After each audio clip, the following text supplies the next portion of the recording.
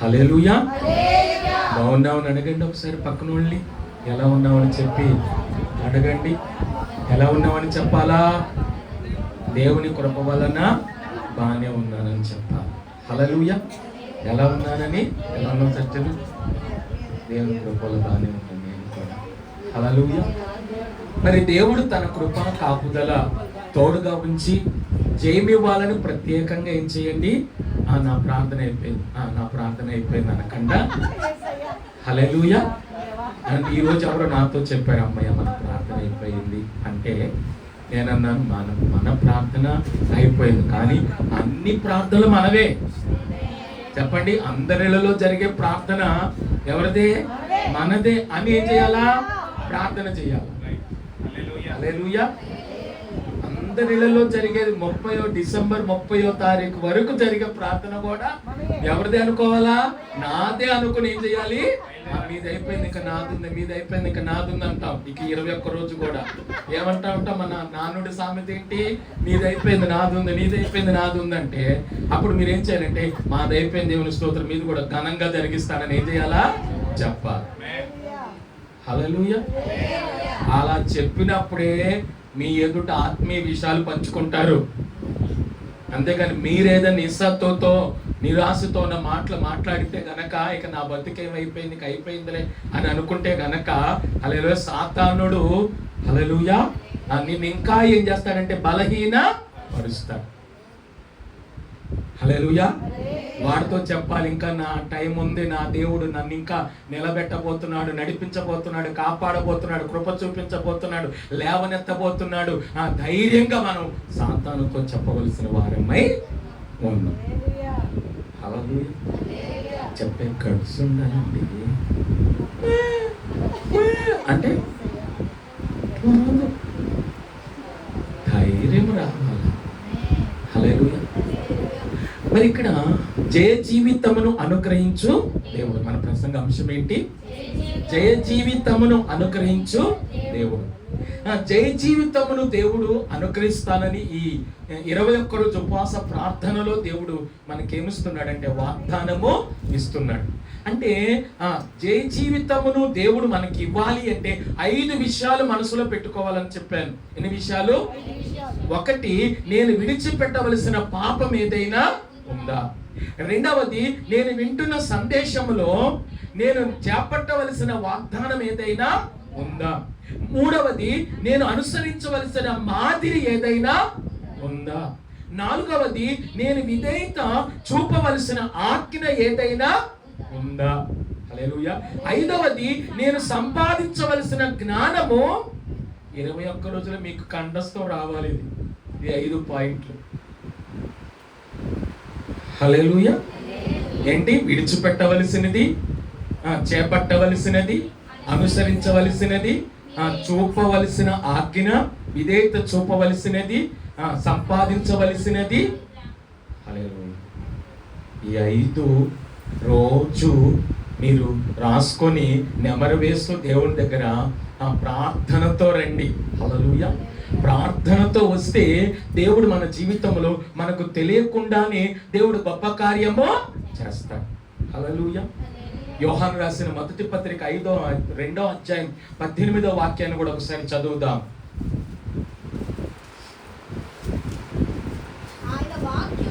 అదేనా? మొదటి యోహాను పత్రిక. చిన్న పిల్లలారా, ఇది కడవరి గడియ, క్రీస్తు విరోధి వచ్చునని వింటిరి కదా. ఇప్పుడును అనేకులైన క్రీస్తు విరోధులు బయలుదేరి ఉన్నారు. ఇది కడవరి గడియ. అంటే కడవరి దినములు జయ జీవితము. చెప్పండి, ఏ దినములు? కడవరి దినములు జయ జీవితము. అంటే దేవుడు ఏమిస్తానంటున్నాడు ఈ కడవరి గడియల్లో? ఎందుకని కడవరి గడియలని మనం నమ్ముతున్నామా? హల్లెలూయా. ఒక పాస్టర్ గారి యొక్క టైటిల్ ఏంటంటే కడవరి గడియ. చెప్పండి, ఏ గడియలు? కడవరి గడియ. మరి ఆ కడవరి గడియల్లో ఉన్నాం. చిన్న పిల్లలారా, ఇది కడవరి గడియ. అంటే కడవరి గడియ, కడవరి దినములు జయ జీవితము. మరి ఈ చివరి దినాల్లో, ఈ కడవరి దినాల్లో కొంచెం ఎదురు జరుగుతారా, ఈ కడవరి దినాల్లో దేవుడు మనకి ఏమిస్తానని మాట ఇస్తున్నాడు? జయ జీవితమును దేవుడు అనుకరిస్తానని మాట ఇస్తున్నాడు. హల్లెలూయా.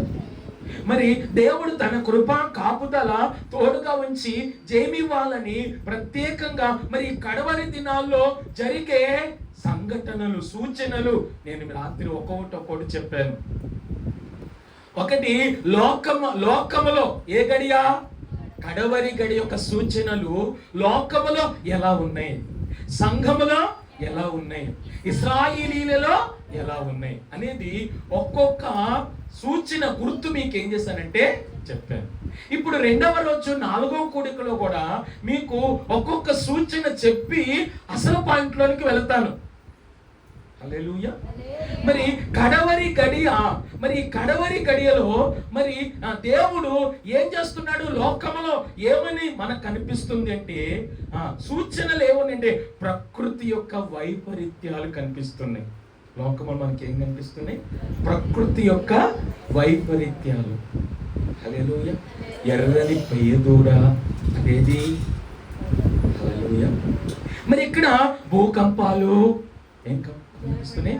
భూకంపాలు. చైనా దేశంలో పోయినసారి ఏమొచ్చింది? సునామీ వచ్చింది.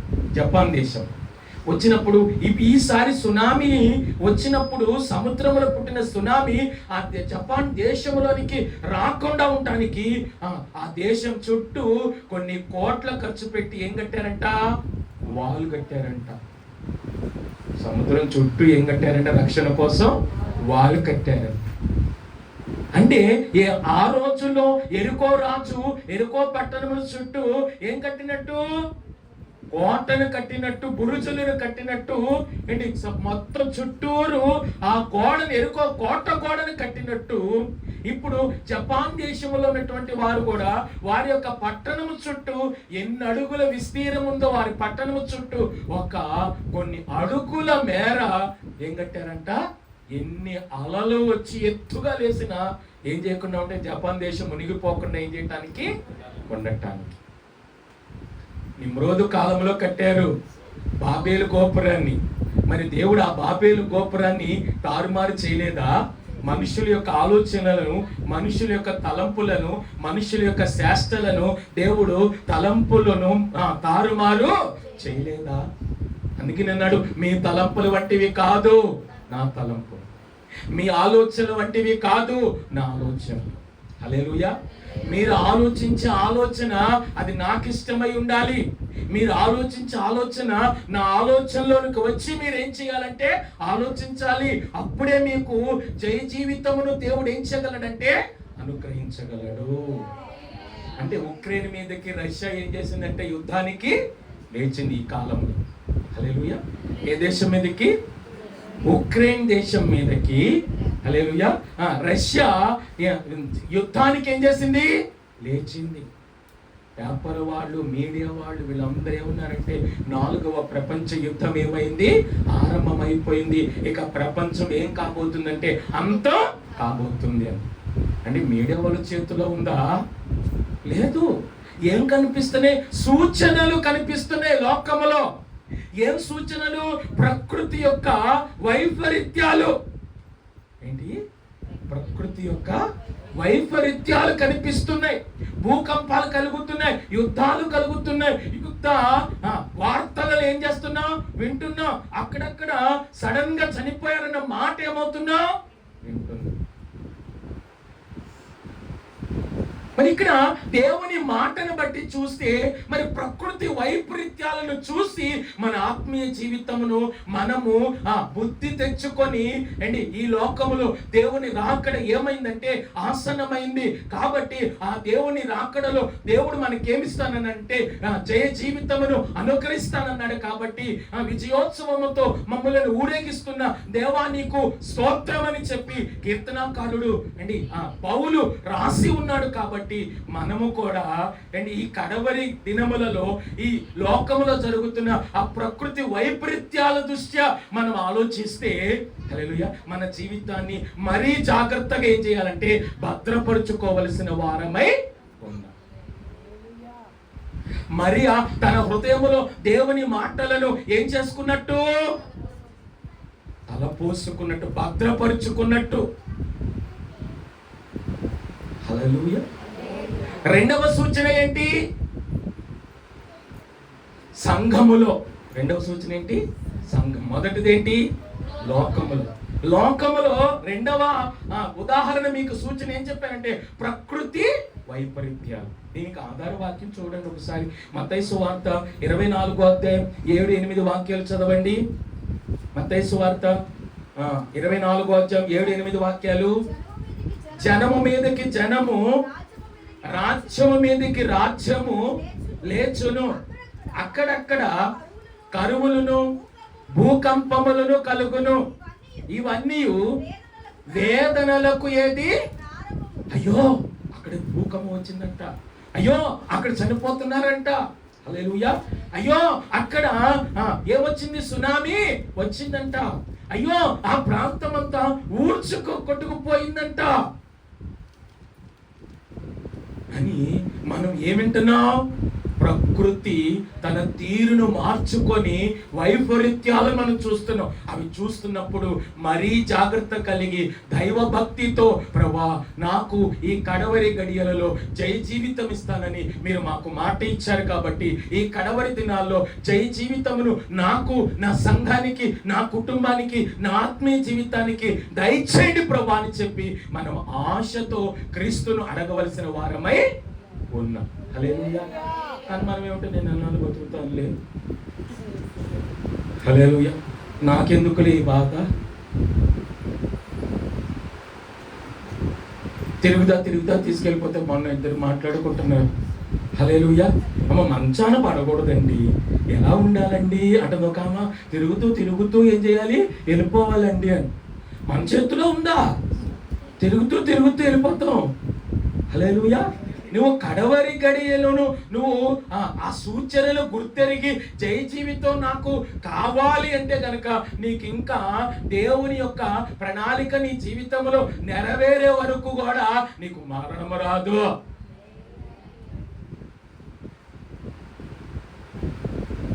హల్లెలూయా. మనం చనిపోకముందు మా పిల్లలకు అలాగా సెటిల్ చేసేయాలి, నేను చనిపోకముందు అలాగా ఆస్తిని ఏం చేయాలి? సెటిల్ చేసేయాలి. నేను వచ్చిందా భవాని గారు? మన వచ్చిందా? నేను చనిపోకముందే 5 లక్షలు వాళ్ళకి వేసేయాలి, నేను చనిపోకముందే వీళ్ళకి 5 లక్షలు వేసేయాలి. హల్లెలూయా. మన ఆలోచన. నీకు 3 లక్షలుండే ఏమి చేయలేకపోతున్నారు, ఇల్లు కొందామంటే కుదరలేకపోతుంది. హల్లెలూయా. తమ్ముడు ఒక మాట, కూతురు ఒక మాట, వాళ్ళ మాట వీళ్ళ మాటలు పెట్టి అమ్మో ఈ మాత్రం అయిపోయినాడు జాగ్రత్తగా ఉండాలని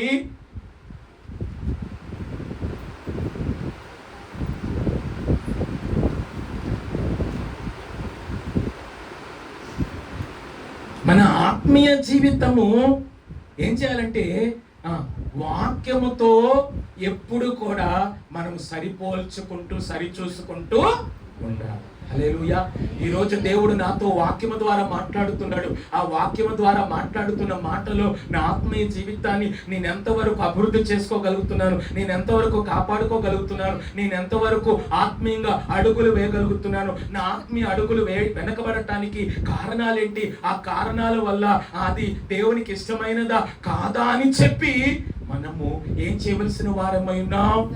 వాక్యపు లోతుల్లోనికి వెళ్ళి సరి చూసుకోవలసిన వారమై ఉన్నాం. హల్లెలూయా. యోబమ్మల్లాగా ఉండకూడదు. ఎవరాక? యోబమ్మల్లాగా ఉండకూడదు, లోతమ్మల్లాగా ఉండకూడదు. ఎవరిలాగా? లోతమ్మల్లాగా ఉండకూడదు, మానోహలాగా ఉండకూడదు. ఎవరిలాగా? మానోహ ఏమన్నాడు? మనం చచ్చిపోతాం, మనం ఏమవుతాం? చచ్చిపోతాం. దేవుడు కనిపించాడు, చచ్చిపోతాం. ఏమేమంది మానోహమ్మ అని? మానోహ భార్య పేరు లేదు కదా. మానోహమ్మ ఏముంది? హల్లెలూయా. మనం చనిపోం. మనం ఏమవ్వం? చనిపోం. మనం ఏమవుతాం? బ్రతుకుతాం. మనం చనిపోయేటట్టయితే మన దేవుడు మన దేవుడు మన బలిని ఏం చేయడు? అంగీకరించడు. మనం చనిపోయేటట్టయితే మనకు ఆయన ప్రత్యక్షము కాడు. మనం చనిపోయేటట్టే ఆయన మనతో మాట్లాడు. మనతో మాట్లాడాడంటే మనం బ్రతుకుతాం. మన బలి అనుకరించాడంటే మన బలిని అంగీకరించాడంటే మనము దేవునితో ఒక సంబంధం కలిగి ఉన్నట్టే అని ధైర్యపరిచింది ఎవరో? ధైర్యపరచాలి. బలహీనులుగా ఉన్న మనం ఏం చేయాలా? బలపరచాలి. కృష్ణవేణి గారు హల్లెలూయా. ఫ్రెండ్స్లు ఎక్కువ బలపరుచుకోవాలా. మనం ఫ్రెండ్షిప్ అయ్యాక ఏమవుతుందంటే వాళ్ళ మీద వీళ్ళ మీద వాళ్ళు చెప్పుకోవటం, వీళ్ళ మీద పిల్లి మీద వెళ్ళి చెప్పుకోవటం సరిపోతుంది తప్ప ఏం చేసుకోలేకపోతున్నాం? బలపరుచుకోలేకపోతున్నాం. హల్లెలూయా. మానవహమ్మ గురించే చెప్పాలి. అప్పుడప్పుడు మీరు ధైర్యపరచాలా. ఎలా ఉండకూడదు? యోబమ్మల్లాగా, లోతమ్మల్లాగా ఏం చేయకూడదు? ఇక అయిపోయింది మనకి. హల్లెలూయా.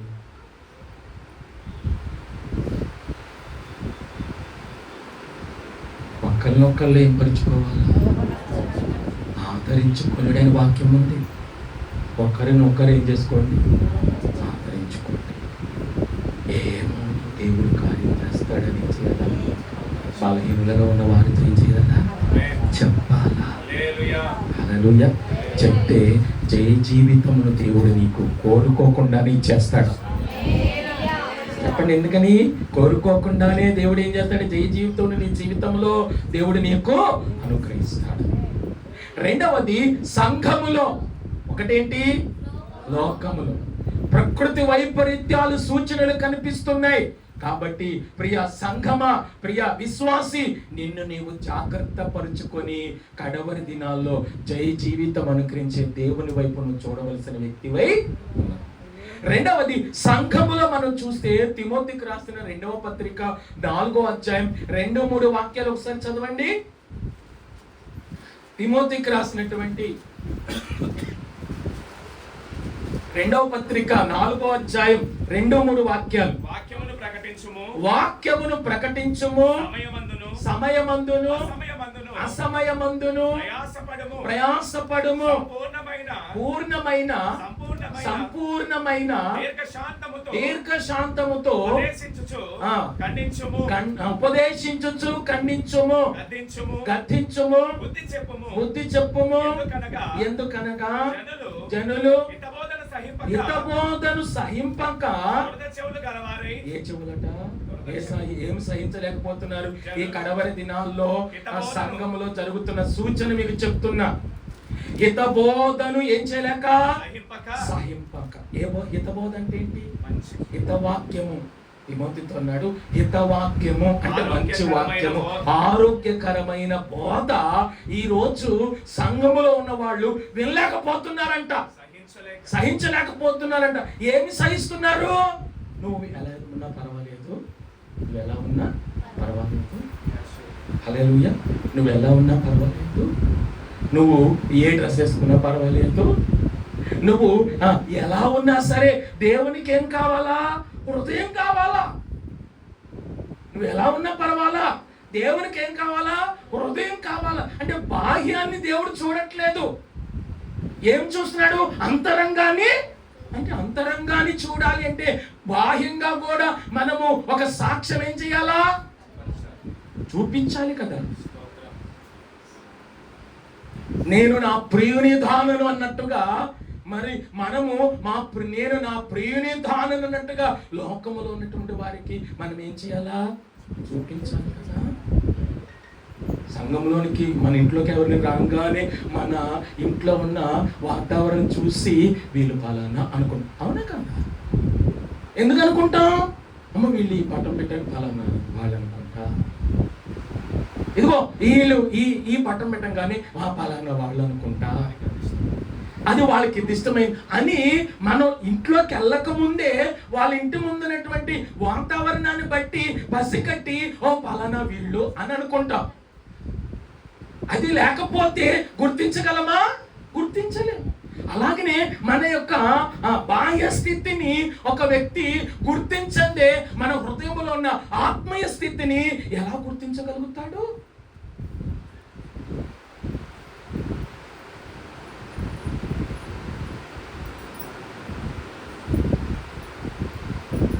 ఇక్కడ ఏమంటున్నాడు? ఎందుకనగా జనులు హితబోధను సహింపక దురద చెవులు గలవారై తమ స్వకీయ దురాశలకు అనుకూలమైన బోధలకును. ఏ బోధలకు? అనుకూలమైన బోధ. హల్లెలూయా. ఖండించి చెప్పేవారి బోధ ఈ రోజుల్లో తక్కువైపోయింది. ఎవరి బోధ ఎక్కువైపోయింది అంటే అనుకూలంగా, వచ్చిన వాళ్ళకి అనుకూలంగా. హల్లెలూయా. వచ్చిన వాళ్ళకి ఏం చేసే విధంగా? అనుకూలంగా. వచ్చిన వాళ్ళకి, సంఘములకు వస్తున్న వాళ్ళకి అనుకూలంగా బోధ చేస్తున్న బోధకులు లేచారు. అందుకనే ఇది సంఘములోనే జరుగుతున్న సూచన. అందుకనే ఇది కడవరి గడియ అని యోహాను 90 సంవత్సరాల వయసులో 60 సంవత్సరాల క్రైస్తవుడిగా, 60 సంవత్సరాలు 30 సంవత్సరాల క్రైస్తవుడిగా ఉండి 60 సంవత్సరాల సంఘానికి 105 వచనాలతో పత్రిక అంతా త్యాగపూరితంగా రాయటానికి కారణం ఏంటి అంటే, హల్లెలూయా, చిన్నపిల్లలారా, ఇది ఏ గడియలో ఉన్నామంటే కడవరి గడియలో ఉన్నాం, నానో సెకండ్ లో ఉన్నాం. హల్లెలూయా. మనము ఈ కడవరి గడియ ఆ యొక్క అంచుల్లో ఉన్నాం.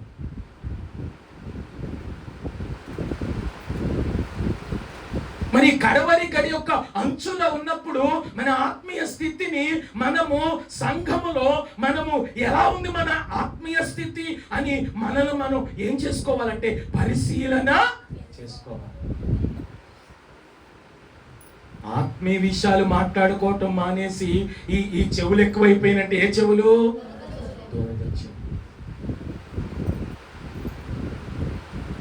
హల్లెలూయా.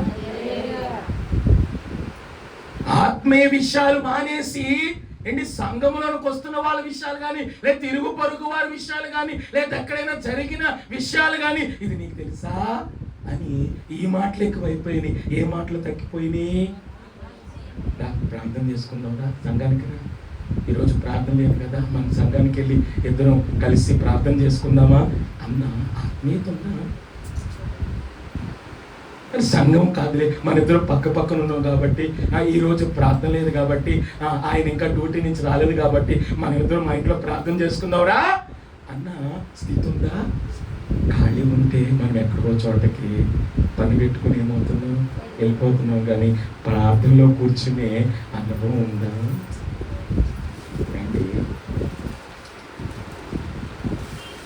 ఇంకెప్పుడు నాకు బాగాలేదు, నా పరిస్థితి బాగలేదు, నా కుటుంబ పరిస్థితి బాగలేదు అన్నాం. కానీ హల్లెలూయా, దేవుని బాగోగులు చూసేవారుగా ఉన్నామా? ఆయుస్సు ఆరోగ్యం ఇచ్చిన దేవుని వైపు చూడగలుగుతున్నామా? దీవించే దేవుని వైపు మనం చూడగలుగుతున్నామా? జయ జీవితమును అనుగ్రహించే దేవుని వైపు మనం చూడగలుగుతున్నామా?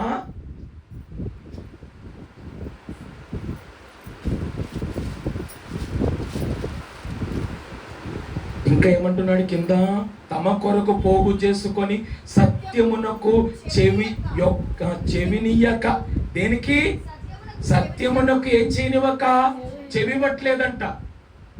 ఏ చెవిస్తున్నా? రెండు చెవులు ఉన్నాయి ఇక్కడ. ఎన్ని చెవులు ఉన్నాయి? మొదటి చెవి ఏంటి? దురద చెవి. రెండవ చెవి ఏంటి? సత్యమును వినేటువంటి, సత్యమునకు చెవినియక కల్పనా కథల వైపు తిరుగు కాలం. అదే కడవరి కాలం. చెప్పండి, ఇదే కడవరి గడి యొక్క కాలం. అందుకే దుర్దినములు రాకముందే, సర్వం కోల్పోకముందే, అంధత్వం కమ్మకముందే, ఉగ్రత దిగై రాకముందే. చాలండి. హల్లెలూయా. మిగిలినది నాకు వచ్చిన మనకి సమయం లేదు. హల్లెలూయా. కొంతమంది పాటలు కొంతమందివే పాడగలరు. మనం ఏం చేస్తామంటే వాళ్ళ చూసి మన కృపను బాగుంటే వాళ్ళ కృపలోకి వెళ్ళి పాడతాం. అందుకు రెండే కూడా మర్చిపోతాం. నిజం చెప్పేది వినండి, నిజం. ఈ కడవరి గడియల్లో జరుగుతున్నటువంటి ఈ సూచన ఇది. దురద చెవులు ఎక్కువైపోయినాయి, సత్యమునకు వినే చెవులు ఏమైపోయినాయి అంటే తక్కువైపోయి కల్పన కథల వైపు తిరిగే కాలం. ఏ కథ? కల్పన కథ. ఇప్పుడు పెద్ద పెద్ద దైవజనులు కూడా సినిమా పాటలు పాడుతున్నారు. అంటే సంఘములో ఏం జరుగుతుంది? ఏమి ఆ గొప్ప దైవజనుడికి కొన్ని వేల సంఘాలకి ఆయన అధ్యక్షుడు. ఒక్క సంఘం కాదు. ఏ సంఘం కాదు? ఒక్క సంఘం కాదు, కొన్ని వేల సంఘాలకి ఆయన ఎవరంటే అధ్యక్షుడు. ఆయన ఒక లేఖ రాస్తే సంఘం తీసేయాల్సిందే. సేవకుడు అక్కడ ఉండడానికి వీల్లేదు. అంత పొజిషన్లో ఉన్నటువంటి సేవకుడు ఆయన ఏం పాడుతున్నాడంటే సినిమా స్టైల్లో ఉన్నటువంటి మాట. నేను ముందే చెప్పా ఇలాంటి సినిమా వస్తుందని.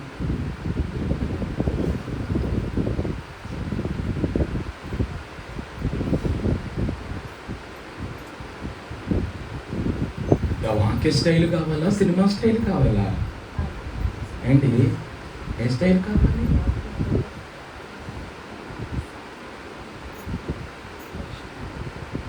ఇప్పుడు గాడిద నేనయ్యా, చిన్న గాడిద నేనయ్యా అనే పాటలు వెళ్ళిపోయినాయి. ఇప్పుడు బ్రేక్ డాన్సులు వచ్చినాయి. దేనికని? ఇప్పుడు ఏ గడియా?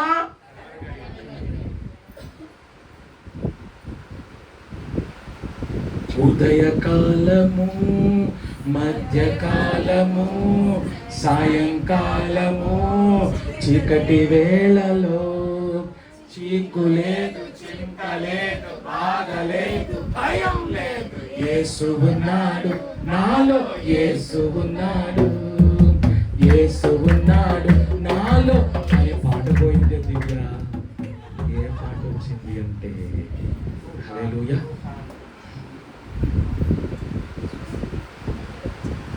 డ్యాన్సులు. అందుకే మన సంఘంలో డ్యాన్సులు పెట్టకపోవడానికి కారణం ఏంటో తెలుసు అండి. ఎవరికి రావాలా? వాక్యం నేర్చుకో చాలు, మనకు డ్యాన్సులు అక్క. మన ఆత్మీయ జీవితం బలపరుచుకోండి వాక్యము ద్వారా.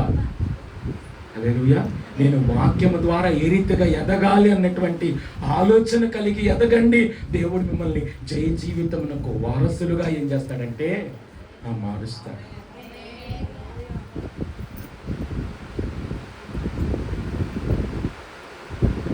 ఇక్కడ వాక్యము కల్పన కథల వైపు తిరుగు కాలము వచ్చును. కాబట్టి ఆ వచ్చింది ఇప్పుడు. అదే ఏ గడియా? కడవరి గడియ. ఇది సంఘం. మూడవది ఇశ్రాయేలీయులలో. రెండవ సూచన ఏంటి? మూడవ సూచన ఏంటి? ఇశ్రాయేలీయులు. వ్యవసాయ రంగం అభివృద్ధి అయిందంట. ఏమైంది? ఇదివరకు అసలు అమెరికా దేశంలో వ్యవసాయమే ఉండేది కాదంట. ఇప్పుడు వ్యవసాయ రంగము ఏమైందంటే అమెరికా దేశంలో కూడా వెళ్ళి అక్కడ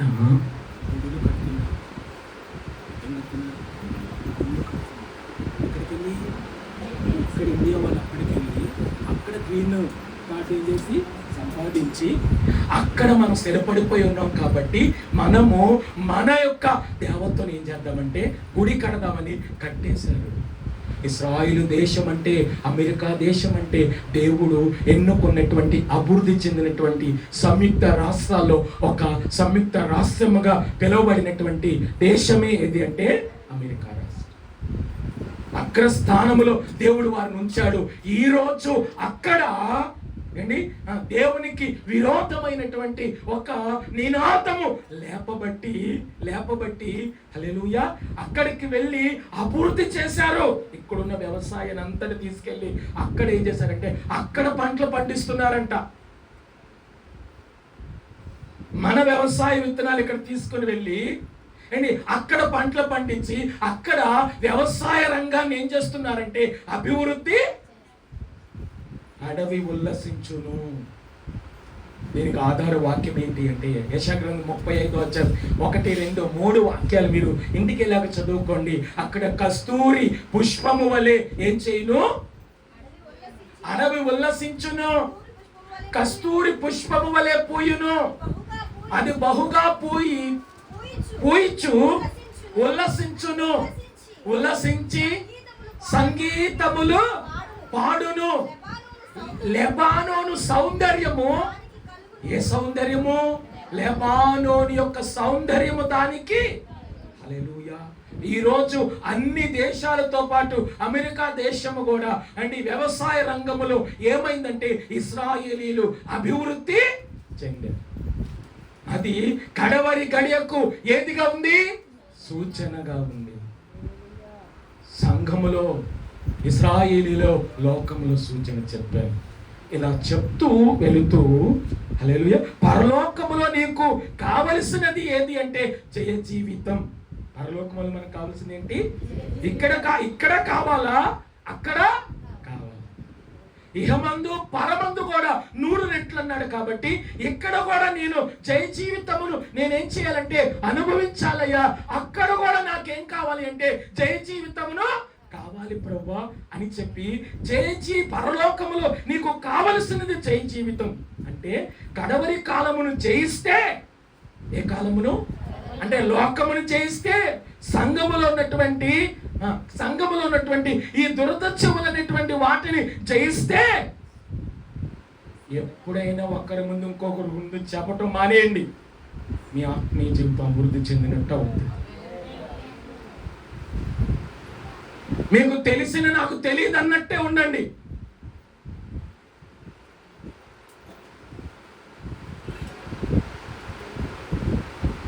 ప్రార్థన గురించి ఉన్నదైతే అంటే పంచుకోండి, చెప్పండి. వాక్యము గురించి ఉన్నది ఏదైనా ఉంటే చెప్పండి, పంచుకోండి. అంతేగాని మనకు అక్కర్లేనిది ఏదైనా సరే మన నోటితో పలకటానికి మనము జాగ్రత్త పడవలసిన వారమై. అంటే కడవరి కాలమును జయిస్తేనే దేవుడు జయ జీవితం నీకేమవుతుందంటే లభిస్తుంది.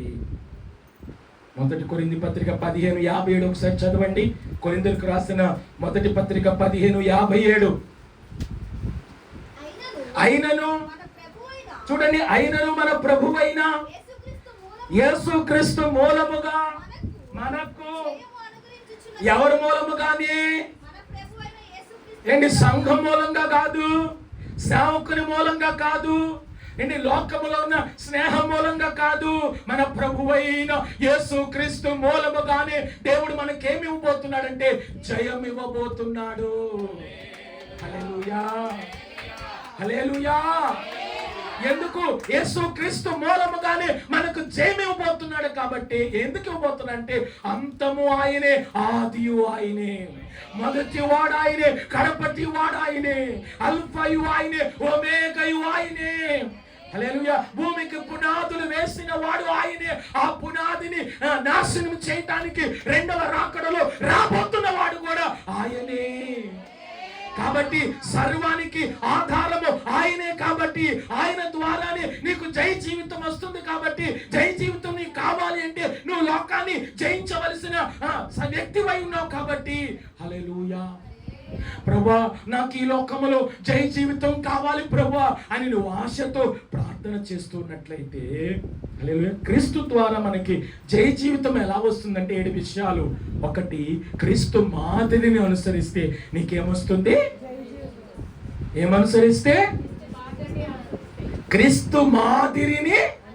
అంటే క్రీస్తు ఎలా నడిచాడు, క్రీస్తు ఎలా సువార్త ప్రకటించాడు, క్రీస్తు ఎలా శోధనను జయించాడు, క్రీస్తు ఎలా లోకమును జయించాడు, క్రీస్తు ఎలా ఆ బోధను ప్రకటించాడు, క్రీస్తు ఎలా ఒకరు తిట్టినప్పుడు ఏంటి, కొట్టినప్పుడు, కొరడాలతో కొట్టినప్పుడు ఏంటి, అలాగనే గడ్డమును పెరికినప్పుడు, సిలువ మోస్తున్నప్పుడు ఎలా సహించాడో, ఎలా ఈ లోకాన్ని జయించాడనేది ప్రతిరోజు నెమరు వేయవలసిన విశ్వాసివై.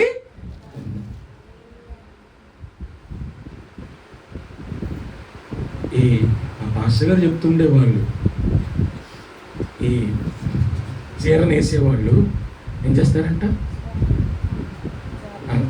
నేసేవాళ్ళు ముందు ఇలా అని, ముందు ఇలా, ఇది నాకు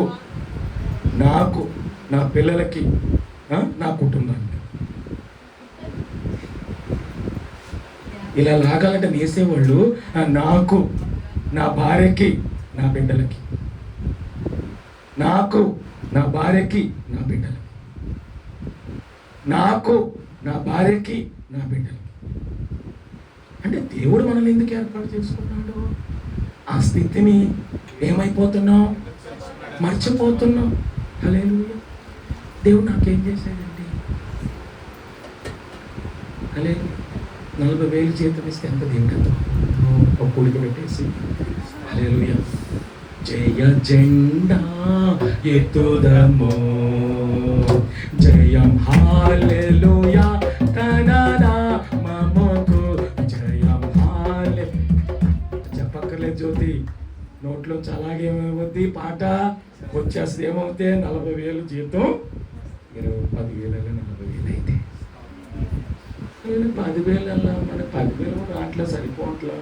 మరి ఏంటి అసలు ఉన్నదే పోయేటట్టుగా ఉంది అంటే మనం ఏమంటాం? హల్లెలూయా. ఏమంటాం? ఎన్ని కష్టాలు కలిగిన అంటామా? ఏమంటాం? దేవుడు కూడా నా మీద ఏం చేశాడండి? దేవుడికి జాలి లేదు, అయ్యా ఇది ఒక్కడ చూస్తా, ఇది ఒక్కడి కనుక చేయకపోతే కనుక నువ్వో నేనో తేల్చుకుందాం. ఎవరితో?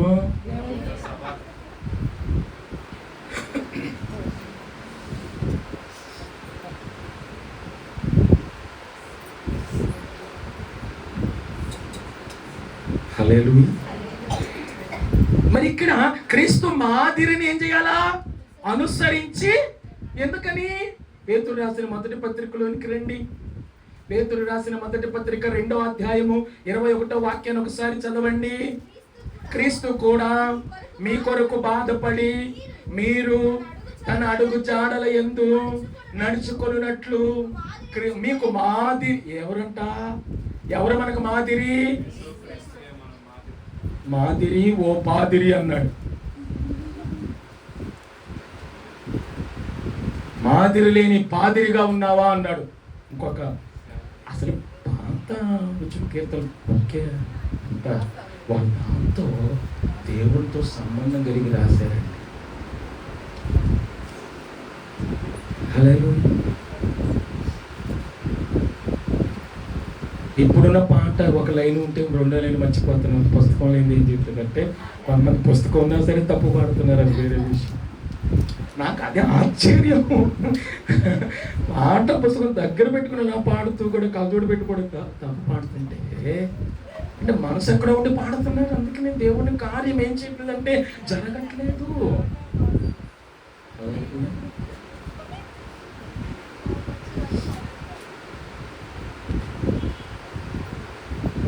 సూర్యవతి గారి మనవరాలు పాటల పుస్తకం లేకుండా పాడి శివమ్మ మనవరాలు. హల్లెలూయా. మరి ఇప్పుడు మనం ఆ చిన్నపిల్ల అలా కంఠస్థం చేసి పాడింది అంటే మనం పాటల పుస్తకం ఎదురున్నా సరే ఏం పెడుతున్నాం? తప్పు పాడుతున్నాం. దేవుని ఆత్మతో మీ ఆత్మ పెనవేసుకొని ఉంటే దేవుని వాక్యం మీరు మర్చిపోకుండా మీ హృదయంలో భద్రపరుచుకుంటారు. దేవుని వాక్యం మీ హృదయంలో మీరు దేవునితో పెనవేసుకోకపోతే పాడాలనుకున్న పాడలేరు. పాడాలనుకున్న ఏం చేయలేరు, పాడలేరు. లోకాశ మనలో ఉంది, ఆ జీవపడంబ మనలో ఉంది, శరీరాశ మనలో ఉంది. అది ఆ క్రియలు మనం విడిచిపెట్టినంత వరకు కూడా క్రీస్తు మనలో జయ జీవితమును ఏం చేయలేడంటే ఇవ్వలేడు. క్రీస్తు మాదిరి ఉంచిపోయాడంట. ఆ మనము కూడా తన అడుగు జాడల యందు ఏం చేయాలని. అందులో 3 విషయాలు చెప్తున్నా. ఏంటంటే పాపము లేని వాడిగా ఉన్నాడు. క్రీస్తుని ఎందుకు మాదిరిగా చేసుకోవాలి అంటే క్రీస్తు ఏమి లేని వాడిగా ఉన్నాడు, పాపము లేని వాడు కాబట్టి మనము ఏం చేసుకుని నడవాలా, మాదిరిగా చేసుకొని క్రీస్తును మాదిరిగా చేసుకొని నడవాలి అని 5 విషయాలు దాంట్లో చెప్పాను రాత్రి. బి ఏంటంటే తండ్రి చిత్తమునకు లోబడిన వాడు. క్రీస్తుని ఎందుకు మాదిరిగా చేసుకోవాలి, ఏ పాపము లేనివాడు, అందులో 5 చెప్పాను. బి ఏంటంటే తండ్రి చిత్తమునకు లోబడిన వాడు. ఏం చేసిన వాడు అంటే క్రీస్తు ఈ లోకమునకు వచ్చింది తండ్రి చిత్తం చేయటానికి, తండ్రికి లోబడటానికి, తండ్రి చిత్త ప్రకారం చేయటానికి, తండ్రి చిత్త ప్రకారం మరణించటానికి. క్రీస్తు అంటే తండ్రి చిత్త ప్రకారం చేయటానికి, తండ్రి చిత్త ప్రకారం లోబడటానికి, తండ్రి చిత్త ప్రకారం మరణించటానికి ఈ క్రీస్తు ఈ లోకానికి ఏం చేస్తాడు, వచ్చాడు. సి ఏంటంటే యేసు క్రీస్తు మూలముగా క్రీస్తులాగా మనం ప్రార్థన చేయటానికి. హల్లెలూయా. ఎందుకు మనం మాదిరిని అనుసరించాలి, క్రీస్తు ప్రార్థన చేశాడు కాబట్టి మనం కూడా క్రీస్తులాగా ఏం చేయటానికి ప్రార్థన చేయటానికి మనం చేస్తున్నాం. మార్కు సువార్త 1:35 యేసు పెందల కాడ లేచి అరణ్యములోనికి వెళ్ళి ఇంకా చీకటిగా ఉండగానే హల్లెలూయా ప్రార్థన చేయడానికి ఏం చేశాడు, వెళ్ళాడు. అంటే పాటలు పాడే విషయంలో పోటీ పడతాం కానీ ప్రార్థన చేసే విషయంలో పోటీ పడతామా?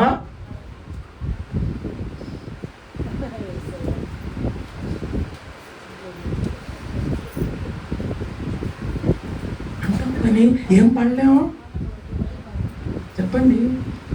పాటకి పోటీ పడతాం కానీ ప్రార్థనకు కూడా ఏం చేయాలా, పోటీ పడాలి. నేను కూడా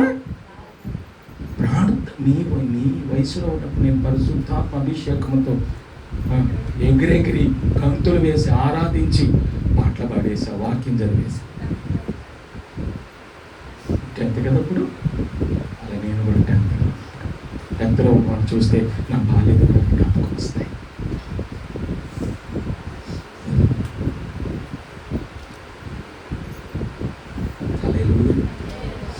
మరి ఇక్కడ దేవుని వాక్యమును బట్టి చూస్తే క్రీస్తులాగా ప్రార్థన చేయగలుగుతున్నామా? అమ్మా సేవకుడు ఎంత గొప్పవాడండి, వాళ్ళ బలంగా ఎంత ఆశీర్వదిస్తున్నాడు అనండి అంట. వాళ్ళెంత ప్రార్థన చేస్తారు మనకి తెలుసా అండి? ప్రార్థన చేయలేకపోవటంలోనే నేను ఇలా ఉన్నానేమో అంటే, అవునండి నిజంగానే ప్రార్థన చేద్దామని మీరు చెప్పారు కానీ ప్రార్థన చేసుకుందామని బైబిల్ పట్టి ఎదురుపట్టుకోగానే నేను ఏం చేశానంటే ఎవరో ఒకళ్ళు తలుపు మీరు చెప్పినట్టే ప్రార్థన చేసుకుందాం అనుకున్నాను కానీ ఆవిలంతలు వచ్చేస్తున్నాయి. ఎప్పుడు రాలేదంట. ఎక్కడే వచ్చేస్తున్నాయి అంట, బైబిల్ పెట్టి సాపేసి కూర్చున్నప్పుడే ఏమొచ్చేస్తున్నాయి,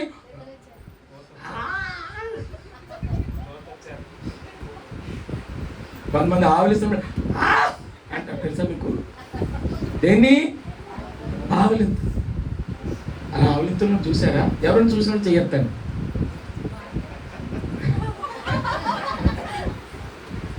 సౌండ్ చేస్తూ ఆవలింత ఆవలిస్తాయి. అది కొంతమంది అయితే మింగేస్తారు ఆవలింత.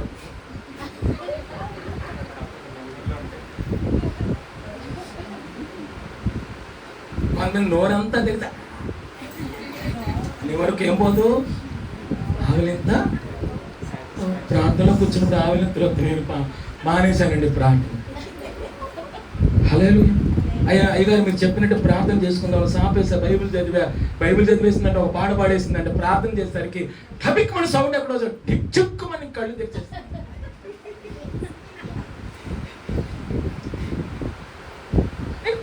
కళ్ళు తెరిచి చెయ్యి.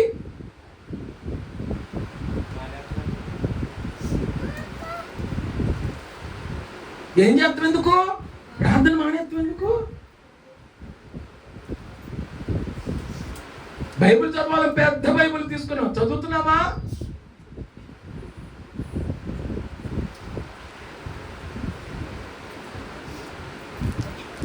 అండి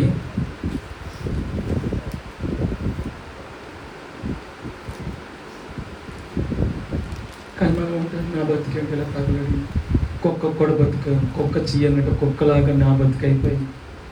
అందరూ నన్ను ఏమంటున్నారు, ఇంట్లో వాళ్ళు చీ అన్నారు, బయట వాళ్ళు కూడా చీ అన్నారు. మనకు మనం తిట్టుకోవటం మనకి ఎక్కువ అయిపోయింది. మనకు మనం ఏం చేసుకోవాలంటే బలపరుచుకోవాలి. నా దేవుడు నాకు ఉన్నాడు, ఈ రోజు కాకపోతే రేపు సాయం చేస్తాడు, నన్ను లేవనెత్తుతాడు, నన్ను కాపాడుతాడు, నన్ను పోషిస్తాడు, నన్ను రక్షిస్తాడు, ఆయన కృప నాకు చూపిస్తాడు, నాకు జయ జీవితం ఏం చేస్తాడు, అనుగ్రహిస్తాడు. మార్కు సువార్త 1:35, లూకా 6:12. లూకా మాత్రమే యేసుక్రీస్తు చేసిన ప్రార్థన గురించి ఎక్కువ రాయగలిగాడంట. చెప్పండి. యోహాన్ రాయలేకపోయాడు, మార్కు రాయలేకపోయాడు, మత్తయి రాయలేకపోయాడు, 1-2 సందర్భాలు రాశాడు. కానీ లూకా మాత్రం ఎక్కువ సందర్భాలు రాశాడంట. దేని గురించి? తన శైలిలో యేసుక్రీస్తు ఒక ప్రార్థన అనుభవం కలిగిన వాడు కాబట్టి క్రీస్తును, ప్రార్థన అనుభవం కలిగిన క్రీస్తును మనము ఏదిగా ఉంచుకోవాలా? మాదిరిగా ఉంచుకోవాలి. హల్లెలూయా. అంటే ఎక్కువ ప్రార్థన గురించి రాయగలిగే ఆత్మ సంబంధమైన స్పృహ నీకు ఉండాలి. ఏ స్పృహ? ఆత్మ సంబంధమైన స్పృహ. ఆత్మ సంబంధమైన స్పృహ లేకపోతే మనము బ్రతికి ఉండి చచ్చిన దానితో, నీవు జీవించుచున్నావన్న పేరు మాత్రం అన్నది కానీ నీవు మృతుడవే అన్న దానితో.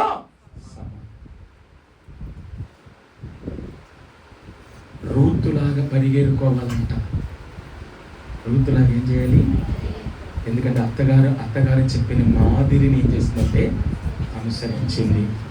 రూతు పొలంలోనికి వెళ్ళి, బోయజు పొలంలోనికి వెళ్ళి పరిగ ఏరుకునే స్థితి నుంచి, హల్లెలూయా, పరిగ ఏరుకునే స్థితి నుంచి దేవుడు గొప్ప స్థాయికి దేవుడు ఆమెను ఏం చేశాడంటే జయ జీవితము కలిగే స్థాయికి, హల్లెలూయా, ఆమెను రూతు జీవితాన్ని దేవుడు మార్చాడు. యేసు క్రీస్తు యొక్క మాదిరిని నువ్వు అనుసరిస్తే రండి, క్రీస్తు అనుకరించే జయ జీవితం నీకేమవుతుందంటే అలవడుతుంది. ఏ మాదిరిని అనుసరిస్తే? క్రీస్తు యేసు యొక్క మాదిరిని నీవు అనుసరిస్తే. ఎందుకు క్రీస్తు యేసు యొక్క మాదిరిని మనం అనుసరించాలి? పాపము లేనివాడు కాబట్టి ఆయన మాదిరిని అనుసరించాలి. పాపము కలిగిన వారి మాదిరిని అనుసరించమని బైబిల్ చెప్పట్లా. పాపము లేనివాడికి ఈ లోకంలోనికి వచ్చాడు. హల్లెలూయా. కాబట్టి ఆయన మాదిరిని మనం ఏం చేయాలి? రెండవది, తండ్రి చిత్తం నెరవేర్చాడు కాబట్టి మనం క్రీస్తు మాదిరిని ఏం చేయాలి? అనుసరించాలి. మూడవది, క్రీస్తు లాగా ప్రార్థన చేసేటువంటి భక్తి జీవితాన్ని అలవర్చుకోవాలి. క్రీస్తు చేశాడు కాబట్టి ఈ రోజు కూడా, ఈ రాత్రి కూడా, ఈ ప్రార్థనలో జయ జీవితము దేవుడు నీకు అనుగ్రహించాలి అంటే నీ ఆత్మీయ జీవితాన్ని క్రీస్తు యొక్క మాదిరిని అనుసరిస్తూ నీ ఆత్మీయ జీవితాన్ని అభివృద్ధి పరచుకోవటానికి నిన్ను నీవు ఆ క్రీస్తు మాదిరిని అనుసరిస్తే గనక ప్రార్థన విషయంలో, విధేయత చూపే విషయంలో, తండ్రి చిత్తం నెరవేర్చే విషయంలో, పాపమును విడిచిపెట్టే విషయంలో నీవు క్రీస్తు మాదిరిని అనుసరించి క్రీస్తు కొరకు, క్రీస్తులాగా ఉండటానికి నీవు విజయము ఉండలాగా ఆయనలా ఉండటానికి నిన్ను నీవు ప్రతిష్ఠించుకున్నట్లయితే, హల్లెలూయా, ప్రతిష్ఠించుకున్నట్లయితే క్రీస్తు మనకేమేమవుతున్నాడంటే జయ జీవితమును ఇవ్వబోతున్నాడు. అందుకని కొరింథీ పత్రిక 15:57 రాశాడు. ఏమని రాశాడంటే, మన ప్రభు అయిన యేసు క్రీస్తు మూలముగా మనకు జయము అనుగ్రహించుచున్నందుకు స్తోత్రం. జయ జీవితం క్రీస్తు నీకు అనుగ్రహించును కాక అని పక్కనతో చెప్పండి.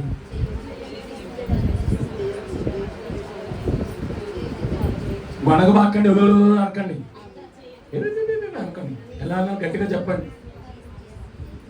హల్లెలూయా. జయ జీవితం దేవుడు నీకు అనుగ్రహించబోతున్నాడు. ఆమేన్. హల్లెలూయా. ఎక్కువ ఆశీర్వాదం కావాలనుకున్న ఆమెను ఎక్కువ గట్టిగా చెప్పాలి. పరీక్షలని మంచి మార్కులతో వచ్చినప్పుడు ముఖం వెలిగిపోద్దు. అప్పుడు ఏం చేయాలి? హల్లెలూయా. డాక్టర్ దగ్గరికి వెళ్ళాక అమ్మ నీ దగ్గర నీకేం లేదమ్మన్నప్పుడు ముఖం ఎలా వెలిగిపోద్దు చెప్పండి.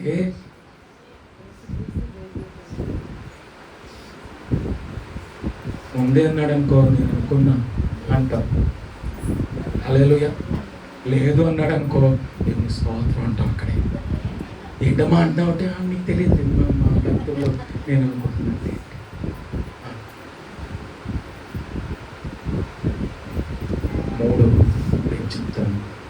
దేవుడి కొద్ది మాటలు దీవించును. రెండు ఇంకా రెండులోనే ఉన్నాం. 7లో ఒకటి ఇప్పుడు వరకు చెప్పాను. 2లో 7 ఉన్నాయి. 1లో మొదటి భాగంలో 7 ఉన్నాయి. అది ఒకటే చెప్పాను మీకు. రెండవది రేపు చెప్తాను. దేవుడి కొద్ది మాటలు దీవించును. రేపు 10 మొదటి సంఘంలో 11